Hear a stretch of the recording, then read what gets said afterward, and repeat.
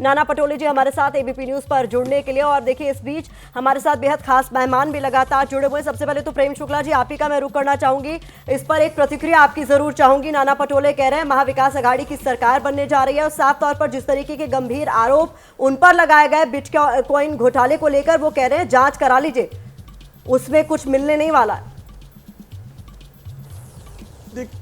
देखिए प्रतिमा जी, 23 नवंबर 2024 की तो सुबह 11 बजे तक इस तरह के दावे करने का उनका अधिकार है।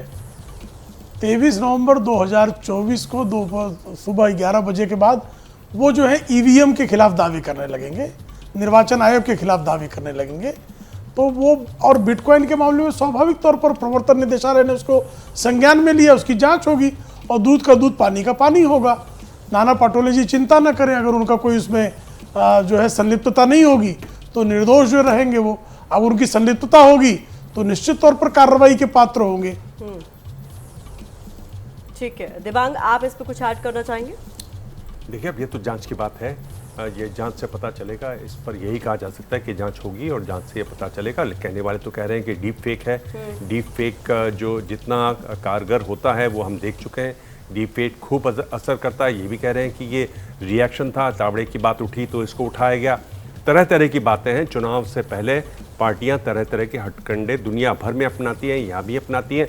सच्चाई क्या है, मुझे लगता है कि ये जांच से ही पता चलेगा। संगीत रागी जी, जिस तरीके से आपने भी कैंपेनिंग देखी होगी, किस तरीके की कैंपेनिंग हमने महाराष्ट्र में देखी, विकास का जिक्र किसी भी पार्टी ने नहीं किया। और मैं सब पार्टियों के लिए कह रही हूँ, किसी भी पार्टी ने विकास की बातें नहीं की। क्या हमने किया, क्या हम करेंगे, ये किसी ने नहीं कहा। लेकिन किस तरीके के शब्द उछाले गए, किस तरीके के नारों का जिक्र हुआ, ये आपने देखा। क्या काम करेगा आपको लगता है अगर महायुति जीती तो, और क्या काम करेगा अगर महाविकास अघाड़ी ने सरकार बना ली?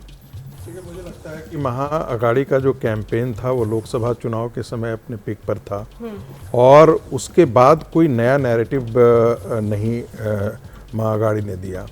एक बात और देखिएगा कि जो पार्टी नैरेटिव सेट करती है वो पार्टी नैरेटिव में आगे बढ़ती है और वही पार्टी चुनाव जीतती है।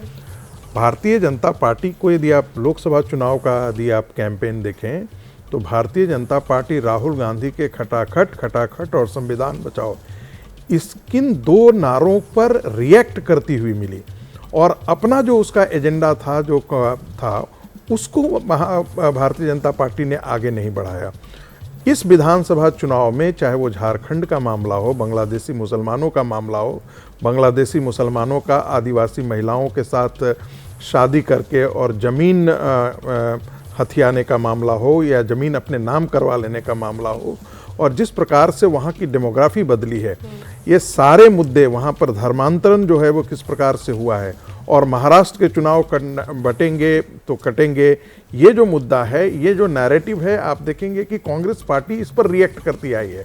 इस पूरे कैंपेन में आपने सही कहा, विकास का मुद्दा पीछे हटा।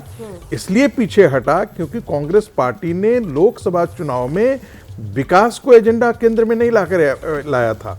नैरेटिव किस बात पर थी? संविधान को लेकर के थी। दूसरी बात, वोट जिहाद चूंकि हुआ, ये एक सच्चाई है, उसके लिए कांग्रेस पार्टी को बोलने की जरूरत नहीं थी।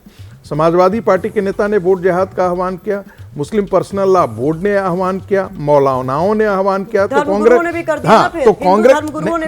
मैंने कहा ना, देखिए मैंने कहा ना कि उस समय धर्मगुरु आकर के किसी ने नहीं कहा था कि भारतीय जनता पार्टी ने, लेकिन चूंकि वो चीजें सच्चाई निकल के आई, कांग्रेस पार्टी को बोलने की आवश्यकता नहीं थी कि आप वोट जिहाद कीजिए। लेकिन भारतीय जनता पार्टी के पास तो इस प्रकार का कोई मैकेनिज्म नहीं था। स्वाभाविक है कि हिंदू धर्म संत जो थे वो भी आकर के कुछ बोले, लेकिन उतना संगठित होकर के नहीं बोले। मैं तो इन्हें से यहां तक कहा था कि आप कुंभ के मेले में आप जो बैठ करके ये कर रहे हैं, उससे बेहतर है कि आप सड़कों पर आइए, क्योंकि पॉलिटिकल इस्लाम को यदि वाकई काउंटर करना है तो पॉलिटिकल हिंदुत्व के नैरेटिव को बहुत मजबूती के साथ खड़ा करना पड़ेगा। ठीक है।